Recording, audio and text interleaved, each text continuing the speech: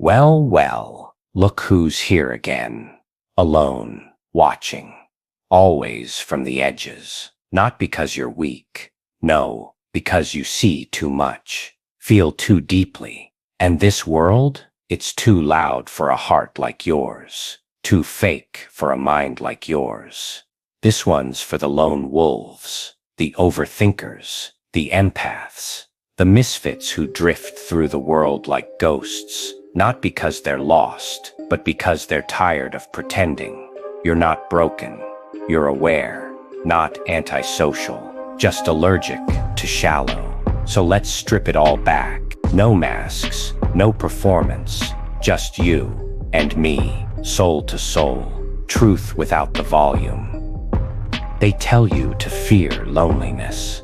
That being alone means something's wrong with you. But that's just projection. Here's the psychology of it. Most people fear silence because, in silence, their real thoughts get too loud. The average person can't sit in a room without stimulation for more than 10 minutes without getting anxious. That's not a flaw in you. That's a glitch in the herd. You found strength in solitude. You don't need a crowd to validate your existence. You've learned what Carl Jung hinted at, that loneliness doesn't come from being alone, but from being unable to communicate your truth with those around you. Maybe you tried. Maybe it was that one night when you shared what you really felt, and they laughed, or looked away, or changed the subject. You saw it in their eyes. They couldn't handle it. They thought your depth was darkness. Your honesty was aggression. Your silence, arrogance. But I get it. You're not distant. You're deliberate. Friends, here's the thing about lone wolves. They don't isolate because they hate people. They isolate because they've seen too much of people. You see the scripts, the performances, the social theater, everyone chasing clout, comfort, and control. But you want something real. Psychologists call it the illusion of transparency, where people think they're being understood, but they're not. You walk into a room and you know right away who's faking confidence, who's desperate for attention, who's lying to themselves. It's exhausting. So you walk out, not in anger, but in peace, because you know what they don't. Real power doesn't need to be loud. It never did. Let's be honest. Most people, they don't want truth. They want comfort. They're terrified of depth. Terrified of sitting with themselves for even 10 minutes without noise. You're different. You feel everything. You sense when a conversation's fake, when someone's laughing but secretly bleeding. And that sensitivity, that's not weakness. That's soul vision. But because you see deeper, the surface world rejects you, and that hurts. God, it hurts. But it's also your gift, because to be real in a world of masks is rare, and rare is always alone, psychologically speaking. Most people project. They hate what they haven't healed. They mock what they don't understand. And when you walk alone, they'll say, "You've changed. You're bitter. You think you're better." But really, they're looking at their own fear of being alone and mistaking your freedom for threat, their judgment. It's not about you. It's a mirror, a reflection of their own cages. So don't take it personal. Take it as confirmation. You're walking out of the matrix, and they're still plugged in. Ever walk into a room and feel the air shift? That's not paranoia. That's presence. You don't even need to speak. People sense something in you, something they can't name, and it terrifies them. See, most people follow scripts, but you burned yours a long time ago. You don't need to be told what to think. You ask the questions no one else will. You feel things most people bury. That's not sensitivity. That's depth. The psychology world calls it overexcitability, a trait found in gifted minds. You think fast, feel hard, dream bigger than most can comprehend.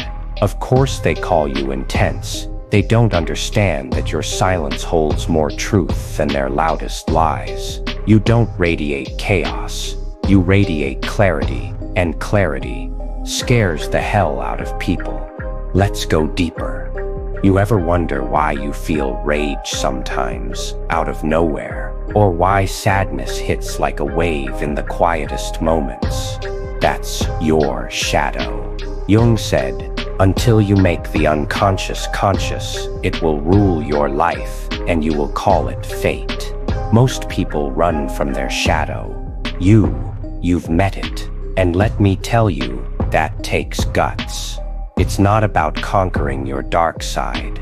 It's about integrating it, that anger you feel. That's energy, that despair. That's data. Your shadow isn't evil. It's primal. It's real. And once you learn to speak its language, to honor what it's trying to protect, you stop being a puppet, and you start becoming an author. Here's what no one tells you. Walking alone isn't a punishment. It's a decision, a quiet vow you make with your own spirit. I won't abandon myself just to belong. That's spiritual courage. It's you choosing integrity over attention, truth over tribe, stillness over applause. You're not isolated. You're in sacred solitude. There's a difference. One is a prison, the other a sanctuary. This is Carl Jung territory now. The shadow self, the real self, the battle between your ego and your essence.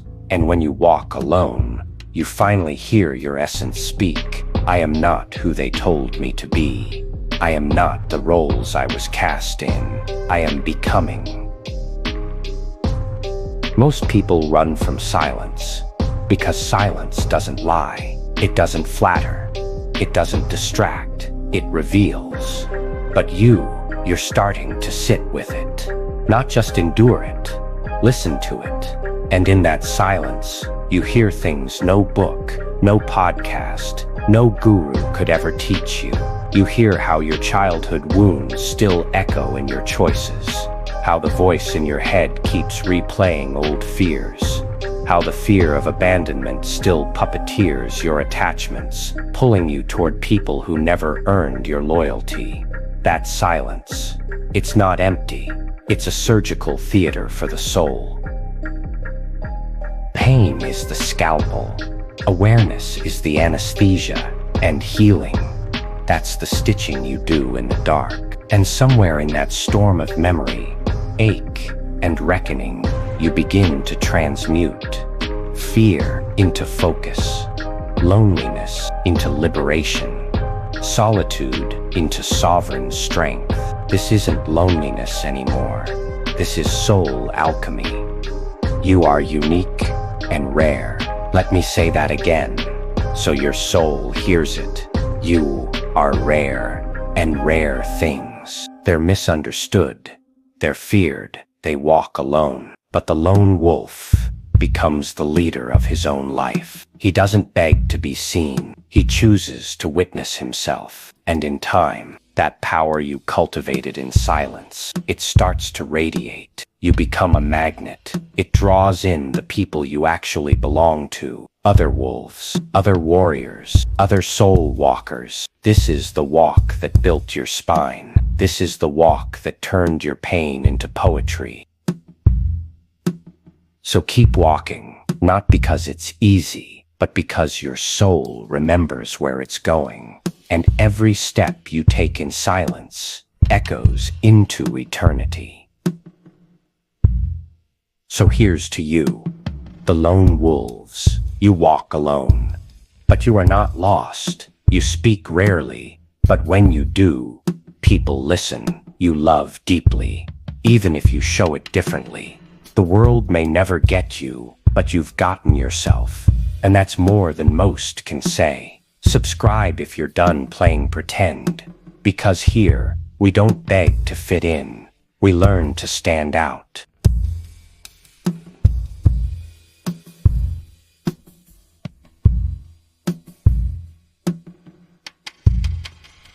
So, you're still here? Interesting.